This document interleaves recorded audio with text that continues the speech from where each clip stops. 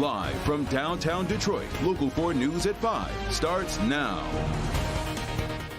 Metro Detroit in the midst of a deep freeze. Dangerous cold as we take a live look at the downtown skyline. Right now it is 10 degrees, but it feels like 7 below, and a wind chill advisory is set to go into effect 2 hours from now. And when it's this cold, salt just doesn't work. A dangerous commute this morning, and this is proof. Sky 4 over a near miss out on the Lodge. This is just one of dozens of crashes across Metro Detroit today.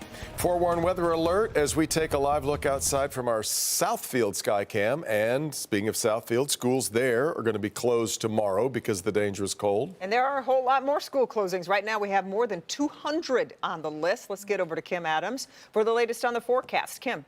Well, that doesn't really surprise me because tomorrow morning our wind chills will be lower than they were this morning. So it only makes sense if your school was closed this morning, it would likely be closed tomorrow as well. The only difference tomorrow is that we do get above zero wind chills by the afternoon, but it's still a very, very cold morning at the bus stop. 12 City Airport, 8 Metros, 7 in Pontiac and in Howell, but you factor in the wind and it feels like you're below zero everywhere with the exception of Port Huron, which is 2 above. That's because of the influence of the warmer lake waters. 3 below in Mount Clemens, 9 below the current wind chill in Pontiac, and 10 below out in Howell. So wind chill advisory goes into effect at 7 p.m. tonight, continues until noon tomorrow. What that means is that wind chills will be below 15 degrees below zero. So a very cold morning tomorrow morning.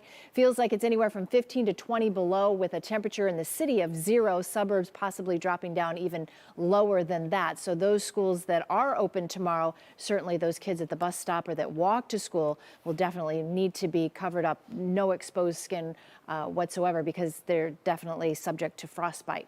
16 degrees in the afternoon with single-digit wind chills. Well, I don't know if you take this as a positive sign or not. It's pretty bad when we're celebrating 30 degrees, but that's where we'll be next week. And we keep going up, and after that, a pretty decent warm up. But we have a few very cold days to get through and some snow to talk about, and we'll do that in a few minutes. Yeah, all right, Kim. Frigid cold and a light dusting of snow this morning did lead to another dangerous commute to work. Let's check out that video from the Lodge one more time. We showed you at the top of the show here. Sky 4 spent a long time in the air today tracking crashes. Let's get over to Will Jones. He's covering that part of the story for us. And Will, it got really slick out there, and it happened quickly. Yeah, Kimberly and Devin, this has been a real challenge for road crews across Metro Detroit. With snow, you can just plow it out the way. But when you're talking ice, there is not much road crews can do in these temperatures. Signs of the dangers on the road all around today. The accidents is really outrageous. Our chopper hovering above several crashes in Metro Detroit from I-94 to the Lodge. Take a look at this close call. A car almost slammed into another car on the Lodge. The man standing outside of the car sees it coming and gets out of the way. Brent Mayberry drives for a living. The roads are really slippery, but I'm a cautious driver, so I'm doing my best to make sure that I don't get in an accident. Don't try to overdo it. Don't try to rush. You know, wherever you're trying to get to, it'll be there when you get there. Road crews have been doing their best to improve road conditions. We've got all of our available trucks out right now. That's about 109 of the big orange trucks. We've got heavy-duty pickup trucks, about 18 of those out.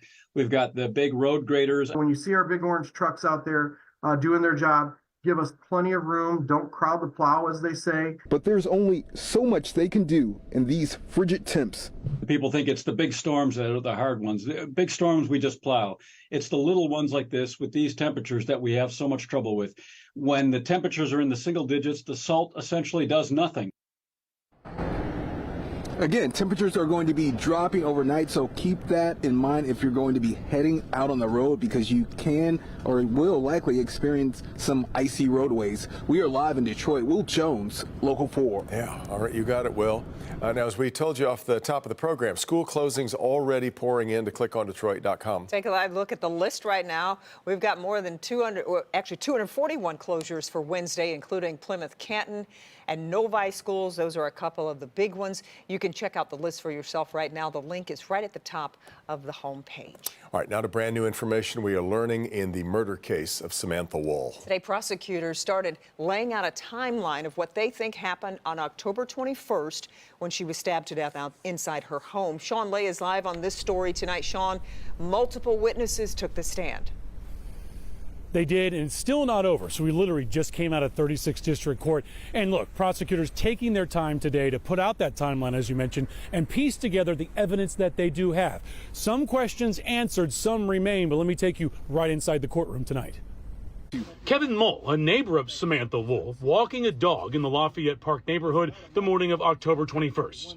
In the course of doing so, I discovered a body laying nearby on the sidewalk in the neighborhood.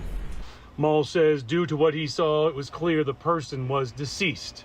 As I approached to see if that person was in need of assistance, then I realized that that person was in a very bad situation and decided that I needed to go for help.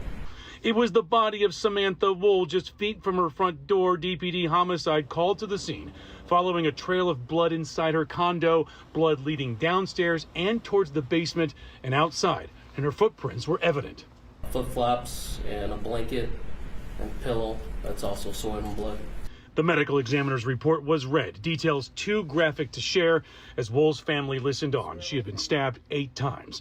Then, November 30th, an arrest of the person charged in killing Wool, Michael Jackson Bolonos. His takedown detailed by MSP. They were following him in his own car in Macomb County.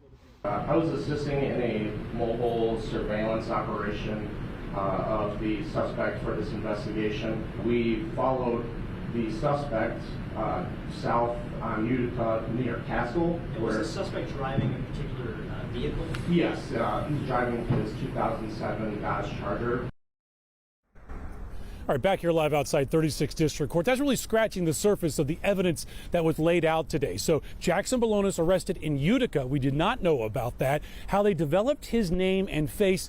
Getting more into that at 6 o'clock. And it really includes a black North Face jacket. May have been the absolute key to tracking a defendant down, to finding out more about Samantha Wool and her homicide. But much more, guys, at 6. Back to you. All right, Sean, we will see you then.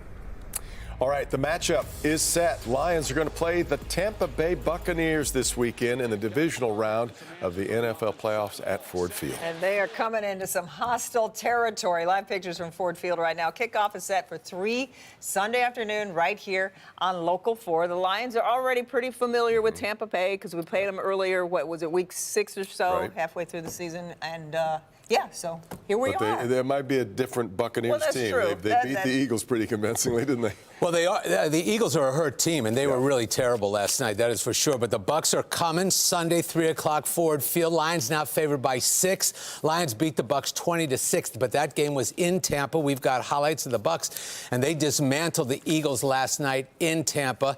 Baker Mayfield to Chris Godwin. Come on, Chris, make this catch. Baker Mayfield's going to float it out there. Godwin makes the catch, then goes in for the touchdown. After the game, that's exactly. Here we are. Look, hey, watch the recreation, huh? There's your floater. There's your catch. There's your touchdown. Come on. Mayfield said after the game, the Bucs just wanted a chance, and he said, do not take anything from their meeting with the Lions earlier this season. We just wanted an opportunity, and our guys came out and played really, really well. Special teams, defense. Once again, Chase is a stud. Defense played lights out. We should have had a lot more points on offense, but we did just enough to get the win tonight. And we're happy, but still got more to go. And more begins on Sunday, 3 o'clock here. After week 3 of this season, the Bucs lost 7 of their next 9 and appeared to be toast. Yeah. Then they reeled off 5 wins in their last 6 games, and here they are, 3 o'clock Sunday at Ford Field. Well, like you said, a new team, a new Tampa Bay Buccaneers Counter team. to that, the Eagles were at one point 10-1, and everybody thought they were the best team in the NFL. Yeah. So things changed quickly. Well, it's all about health in the NFL at this point. It really is. Right. Yeah. All right. We've got you covered Sunday leading up to the big game, which you will see live here on Local 4. Look at that. Yeah. That is fantastic. Look at me right there. I'm so much shorter than you guys. Be sure to catch our All-In Playoffs edition special live from Ford Field starting at noon. Bernie's going to be with us along with Hobie, Nick Monticelli you see there. That's Sunday at noon on Local 4. We'll also be streaming it live, of course, on Local 4 Plus. So great to get another crack at it being at home. That's just as so thrilling as it was Sunday night.